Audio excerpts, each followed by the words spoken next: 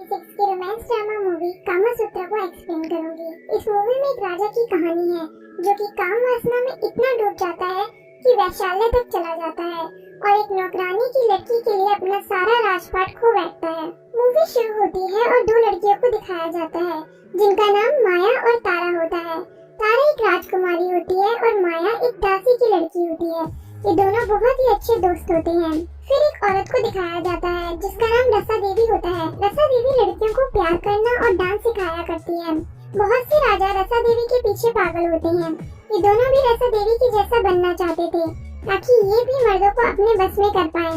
फिर हम एक विक्रम नाम के आदमी को देखते हैं। विक्रम माया को छेड़ रहा होता है। विक्रम तारा का भाई होता है। उसका एक हाथ खराब होता है। वो माया से प्यार करता है लेकिन माया उसे बिल्कुल भी पसंद नहीं करती। फिर माया और तारा को डांस करते हुए दिखाया जाता है। माया बहुत ही अच्छा डांस कर रही होती है।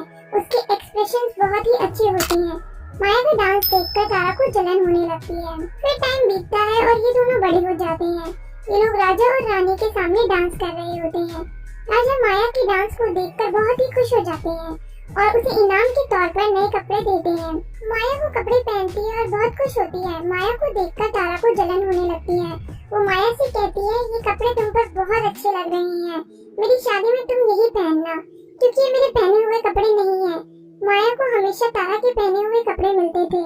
फिर तारा की शादी होने वाली होती है। राजा वहाँ तारा को देखने आया होता है लेकिन तारा को छोड़कर वो माया को देखने लग जाता है। ये देखकर तारा को गुस्सा आने लग जाता है और वो माया के मुंह पर थूककर उसे तुरंत वहाँ से जाने के लिए कहती है। माया रोती रोती वहाँ से चली जाती है लेकिन वो मन में ठान लेती है कि इस बेइज्जती का बदला वो जरूर लेगी। इसलिए वो शाम को अच्छे से तैयार होकर वहाँ काम करने लग जाती है। वहाँ राजा की मूर्तिकार जय कुमार की नजर तारा पर पड़ती है। वो मन में सोचता है कि उसकी अगली मूर्ति माया की तरह ही होगी। फिर माया राजा के पास जाती है। राजा माया को देखकर अपने आप को कंट्रोल नहीं कर पाता। ये लोग एक दूसरे के पास आते हैं और फिर ये दोनों एक दूसरे के साथ इंटीमेट होते हैं। विक्रम ये देख लेता है और रोने लग जाता है क्योंकि वो माया से प्यार करता था। फिर राजा और तारा की शादी हो जाती है। विदाई के टाइम माया तारा को बोलती है, आज तक तुमने मुझे अपनी इस्तेमाल करी हुई चीजें दी हैं। आज मेरा इस्तेमाल करा हुआ पति तुम्हें मिल रहा है। तारा सब समझ जाती है और बिना कुछ कहे वहाँ से अपने ससुराल चली जाती है। फिर एक दिन विक्रम माया को शादी के लिए पूछता है लेकिन माया उसे मना कर देती है। गुस्से में आकर विक्रम माया और राजा के बीच हुई बातों के बारे में बता देता है। माया को राजमहल से निकाल दिया जाता है। माया की मौसी उसे कहीं दूर जाने के लिए बोलती है। दूसरी तरफ राजा तारा के साथ इंटीमेट हो रहा होता है। इंटीमेट होते टाइम वो तारा को माया के नाम से बुला देता है। तारा गुस्सा हो जाती है और राजा को अपने पास नहीं आने देती। इधर माया पैदल ही राजा के राज्य में चली जाती है। वहाँ जाके वो जय कुमार से मिलती है जो कि मूर्तिकार था। वो माया को देखकर मूर्ति बनाने लगता है। मूर्ति बनाने के लिए वो माया को यहाँ वहाँ टच करता है। माया वहाँ से गुस्से में चले जाती है। जय कुमार उसे समझाता है कि वो अपनी सारी मूर्ति ऐसे ही बनाता है लेकिन माया जय कुमार को गलत समझ लेती है। माया के पास रहने के लिए घर नहीं होता इसलिए वो उसे रसा देवी के पास ले जाता है। रसा देवी माया को बहुत प्यार से रखती है। रसा देवी माया को बताती है कि जय कुमार दूसरे मर्दों जैसा नहीं है। वो एक बहुत ही अच्छा इंसान है। माया जय के पास जाती है जहाँ ये दोनों एक दूसरे के करीब आते हैं और ये दोनों एक दूसरे के साथ इंटीमेट होते हैं। अगले दिन जय बहुत ही परेशान होता है। उसका अपने काम में ध्यान नहीं लग रहा होता। उसे हर जगह सिर्फ माया ही दिख रही होती है। इसकी वजह से वो माया को छोड़ देता है। माया उसे समझाती है लेकिन वो नहीं मानता। माया रसा देवी के पास चली जाती है। वो रसा देवी से कहती है कि वो कामासूत्र की हर एक कला को सीखना चाहती है। रसा देवी उसे सब कुछ सिखाती है और उसे इसमें माहिर कर देती है। जय भी अपनी मूर्ति को पूरा कर लेता है। राजा जय की बनाई मूर्ति को देखता है। उसे वो मूर्ति बहुत पसंद आती है। वो जय को पूछता है कि ये मूर्ति किस लड़की की है, मैं उससे मिलना चाहता हूँ। लेकिन जय उसे बताता है कि वो लड़की अब यहाँ नहीं है, वो यहाँ से जा चुकी है। राजा पूरे राज्य में उस लड़की को ढूंढने के लिए बोल देता है। वो उसे ढूंढने के लिए इनाम भी रख देता है। जय कुमार को अपनी गलती का एहसास होता है इसलिए वो माया के पास जाता है लेकिन माया उससे गुस्सा होती है और उससे नहीं मिलती। माया को पता लग जाता है कि राजा उसे ढूंढ रहा है। वो ये फैसला करती है कि वो खुद ही उसके पास जाएगी। वो अच्छे से तैयार होकर वहाँ चली जाती है। वहाँ उसे तारा मिलती है जो उसे रोकने की कोशिश करती है लेकिन माया उसकी एक नहीं सुनती। तारा की सास उसे समझाती है कि ये तो सदियों से होता आ रहा है।